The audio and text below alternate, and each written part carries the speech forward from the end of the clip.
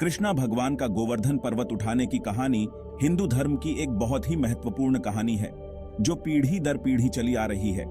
ये कहानी अपने गहरे मतलब से लोगों के दिल और दिमाग को मोहित करती है। कृष्णा, जो अपनी बुद्धि और चंचल स्वभाव के लिए पूजनीय हैं, वृंदावन में रहते थे। गांव वाले देवताओं के राजा इंद्र के भक्त थे और हर साल उनकी पूजा बड़ी श्रद्धा से करते थे। उनका मानना था कि यह पूजा उनकी समृद्धि और सुरक्षा के लिए जरूरी है। लेकिन कृष्णा ने देखा कि गांव वाले इंद्र को चढ़ावा चढ़ाने के रीति रिवाजों में अंधे हो गए हैं, तो उन्होंने एक नया तरीका बताया। उन्होंने सुझाव दिया कि वे गोवर्धन पर्वत की पूजा करें। गांव वालों की भक्ति को इस तरह मोड़ने के इस साधारण से काम से कई घटनाएं घटी, जिन्होंने इस कहानी को हमेशा के लिए पौराणिक कथाओं में अमर कर दिया। कृष्णा के गोवर्धन पर्वत उठाने की कहानी सिर्फ एक पौराणिक कथा नहीं है, यह एक कालातीत कहानी है जो हमें प्रकृति, विनम्रता और समुदाय के साथ तालमेल बिठाकर जीने का तरीका बताती है। वृंदावन के गांव वाले अपने पूर्वजों की तरह इंद्र को वार्षिक चढ़ावा चढ़ाने की तैयारी पूरी लगन से कर रहे थे। इस भव्य उत्सव में विस्तृत रीति रिवाज, बलिदान और प्रार्थनाएं शामिल थीं, जो सभी देवताओं के राजा को प्रसन्न करने और उनका आशीर्वाद पाने के लिए सावधानी पूर्वक की जाती थीं।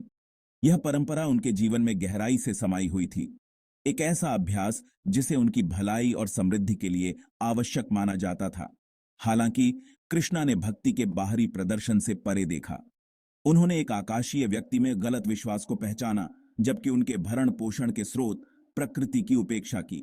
उन्होंने ग्रामीणों से सवाल किया, उनसे वास्तविक प्रदाता पर विचार करने का आग्रह किया। गोवर्धन पर्वत, उनके पानी का स्रोत, उनकी उपजाऊ भूमि और जिस हवा में वे सांस लेते थे, उनके बीच में मौजूद मूर्त जीवनदायिनी उपस्थिति का सम्मान क्यों नहीं? कृष्णा का प्रस्ताव केवल उनके चढ़ावे के प्राप्तकर्ता को बदलने के बारे में नहीं था, यह एक आदर्श बदलाव था। उन्होंने उनका ध्यान एक दूर के देवता से प्रकृति के आशीर्वाद की तात्कालिक वास्तविकता की ओर पुनर्निर्देशित करने की मांग की। उनकी चुनौती हर रोज पवित्र को पहचानने, उनके भरण पोषण के मूर्त स्रोत की सराहना करने और उस पर्यावरण के प्रति गहरा सम्मान पैदा करने का आह्वान था। इंद्र ग्रामीणों की अविभाजित भक्ति प्राप्त करने के आदि उनकी निष्ठा में अचानक बदलाव से क्रोधित हो गए। उसका अहंकार आहत हुआ। उसने वृंदावन पर अपना क्रोध अनलीस्ट कर दिया, मूसलाधार बारिश को बुलाया और विनाशकारी तूफान अनलीस्ट किए।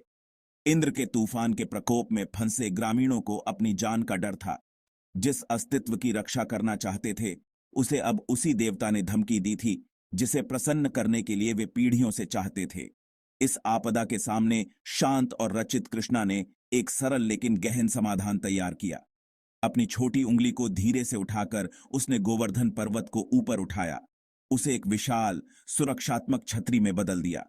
ग्रामीणों को उनके पशुधन के साथ इस नए अभयारण्य के नीचे आश्रय मिला, जो इंद्र के उग्र तूफान से सुरक्षित था। कृष्णा का कार्य इंद्र के विरुद्ध पाशविक बल का प्रदर्शन नहीं था, बल्कि उन लोगों की रक्षा के लिए अपनी अटूट प्रतिबद्धता का प्रदर्शन था, जिन्होंने उन पर अपना विश्वास रखा था। इस अधिनियम ने न केवल उनकी दिव्य शक्ति बल्कि उनकी गहन बुद्धि का भी प्रदर्शन किया। वह जानता था कि असली ताकत प्रकृति के प्रकोप से जूझने में नहीं, बल्कि सभी की भलाई के लिए उसकी शक्ति को समझने और उसका उपयोग करने में निहित है। तूफान 7 दिन और 7 रात तक चलता रहा, लेकिन कृष्णा अडिग रहे।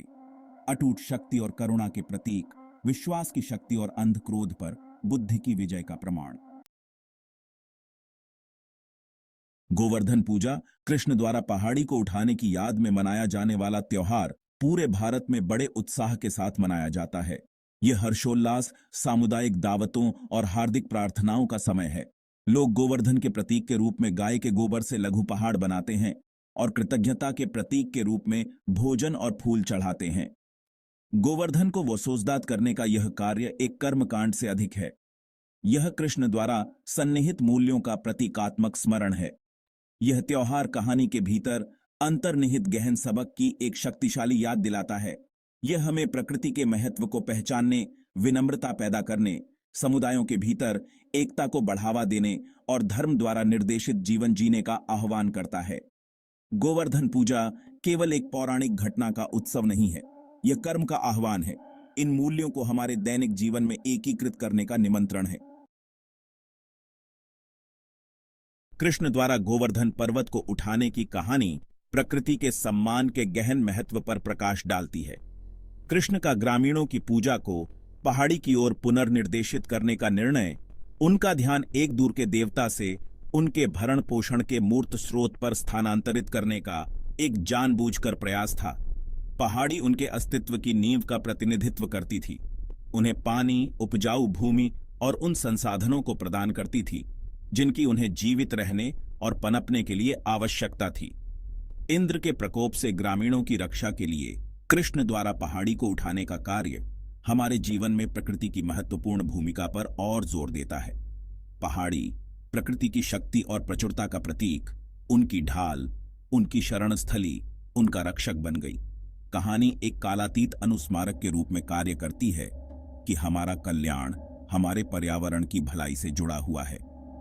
यह स्थायी प्रथाओं, जिम्मेदार संसाधन प्रबंधन और प्राकृतिक दुनिया के प्रति गहरी श्रद्धा के महत्व को रेखांकित करता है।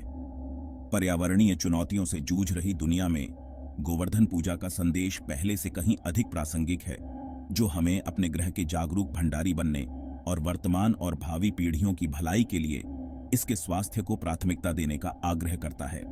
इंद्र की ग्रामीणों द्वारा उसकी बजाय गोवर्धन की पूजा करने के निर्णय पर प्रतिक्रिया अहंकार के विनाशकारी स्वभाव को प्रकट करती है। वर्षों की निर्विवाद पूजा से उसका अहंकार इतना बढ़ गया था कि वह ग्रामीणों की निष्ठा में बदलाव को स्वीकार नहीं कर सका। क्रोध से अंधे होकर उसने उन पर अपना क्रोध अनलीस्ट कर दिया, उनकी भक्ति के वास्तविक स्रोत को पहचानने में विफल, प्रकृति द्वारा प्रदान किए गए जीविका के लिए उनका आभार। दूसरी ओर कृष्ण ने विनम्रता का उदाहरण दिया। दिव्य शक्ति रखने के बावजूद उन्होंने ग्रामीणों की सेवा करना चुना, उन्हें इंद्र के प्रकोप से बचाया और उन्हें भक्ति की अधिक सार्थक समझ की ओर निर्देशित किया। उसने इंद्र पर अपना प्रभुत्व जमाने या अहंकार की लड़ाई में शामिल होने की कोशिश नहीं की। इसके बजाय उन्होंने ग्रामीणों की भलाई पर ध्यान केंद्रित किया, यह प्रदर्शित करते हुए कि सच्ची ताकत करुणा और सेवा में निहित है। कहानी हमें याद दिलाती है कि अहंकार हमें वास्तविकता से अंधा कर देता है, जबकि विनम्रता हमें स्पष्ट रूप से देखने और ज्ञान और करुणा के साथ कार्य करने की अनुमति देती है। यह हमें अपने स्वयं के जीवन में विनम्रता पैदा करने के लिए प्रोत्साहित करता है, यह स्वीकार करते हुए कि सच्ची महानता आत्म महत्व में नहीं बल्कि दूसरों की सेवा करने और अपने आसपास की दुनिया की भलाई में योगदान करने की हमारी क्षमता में निहित है। कृष्ण द्वारा गोवर्धन पर्वत को उठाने की कहानी समुदाय के महत्व और सामूहिक कार्रवाई की शक्ति पर प्रकाश डालती है। जब कृष्ण ने इंद्र के बजाय पहाड़ी की पूजा करने का प्रस्ताव रखा, तो ग्रामीणों ने अपनी प्रारंभिक झिझक के बावजूद उन पर भरोसा करना चुना। वे इंद्र के प्रकोप का सामना करने में एक दूसरे का समर्थन करते हुए अपने फैसले में एकजुट रहे। उनकी एकता, कृष्ण की बुद्धि में उनका साझा विश्वास उनकी ताकत बन गई। यह सामूहिक विश्वास था जिसने कृष्ण को पहाड़ी को उठाने और उन्हें आश्रय प्रदान करने का अधिकार दिया। कहानी इस विचार को रेखांकित करती है कि हम अकेले रहने की तुलना में एक साथ मजबूत हैं। यह हमें याद दिलाता है कि जब हम एक साथ आते हैं, एक दूसरे का समर्थन करते हैं और एक समान लक्ष्य की दिशा में काम करते हैं, तो हम सबसे कठिन चुनौतियों को भी पार कर सकते हैं। गोवर्धन प्रकरण के दौरान कृष्ण के कार्यों को धर्म द्वारा निर्देशित किया गया था, एक जटिल अवधारणा जिसमें धार्मिकता, कर्तव्य, नैतिकता और ब्रह्मांडीय व्यवस्था शामिल है। उन्होंने इंद्र में ग्रामीणों के गलत विश्वास को पहचाना, एक ऐसा विश्वास जो भय और कर्मकांडीय दायित्व पर आधारित था। उन्होंने प्राकृतिक दुनिया की उनकी उपेक्षा को देखा, जो उनके भरण पोषण का सच्चा स्रोत था। उनकी पूजा को गोवर्धन पर्वत की ओर पुनर्निर्देशित करने का उनका निर्णय केवल इंद्र के अधिकार के लिए एक चुनौती नहीं था, यह उनके कार्यों को धर्म के साथ संरेखित करने का आह्वान था। उन्होंने उनसे प्रकृति के प्रति अपनी जिम्मेदारी को पहचानने, विनम्रता पैदा करने और अपने समुदाय के भीतर एकता को बढ़ावा देने का आग्रह किया। कहानी धर्म द्वारा निर्देशित जीवन जीने के महत्व पर जोर देती है, ऐसे विकल्प चुनना जो नैतिक, जिम्मेदार हों और स्वयं और हमारे आसपास की दुनिया की भलाई के लिए अनुकूल हों। कृष्ण द्वारा गोवर्धन पर्वत को उठाने की कहानी हालांकि प्राचीन पौराणिक कथाओं में निहित है, समकालीन समाज के साथ गहराई से प्रतिध्वनित होती है। पर्यावरणीय क्षरण, सामाजिक विभाजन और व्यक्तिवाद की व्यापक भावना से जूझ रही दुनिया में इस कहानी के भीतर अंतर्निहित सबक कालातीत ज्ञान प्रदान करते हैं।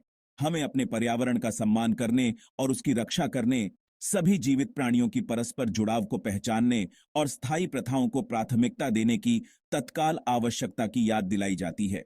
कहानी हमें विनम्रता पैदा करने के लिए प्रोत्साहित करती है, यह स्वीकार करते हुए कि सच्ची ताकत सेवा और करुणा में निहित है, अहंकार और आत्म महत्व में नहीं। ये समुदाय की शक्ति पर प्रकाश डालता है, हमें याद दिलाता है कि हम एक साथ मजबूत हैं और सामूहिक कार्रवाई हमारे सामने आने वाली चुनौतियों पर काबू पाने के लिए आवश्यक है।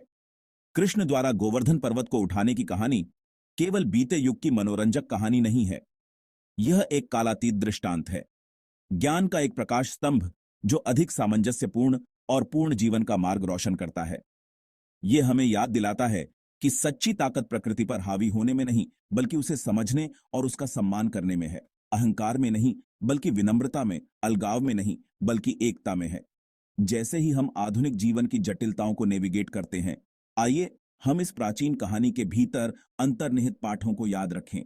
आइए हम प्रकृति के साथ सामंजस्य बिठाकर रहने का प्रयास करें, अपने दिलों में विनम्रता पैदा करें, अपने समुदायों के भीतर एकता को बढ़ावा दें और धर्म को अपना मार्गदर्शक सिद्धांत बनने दें।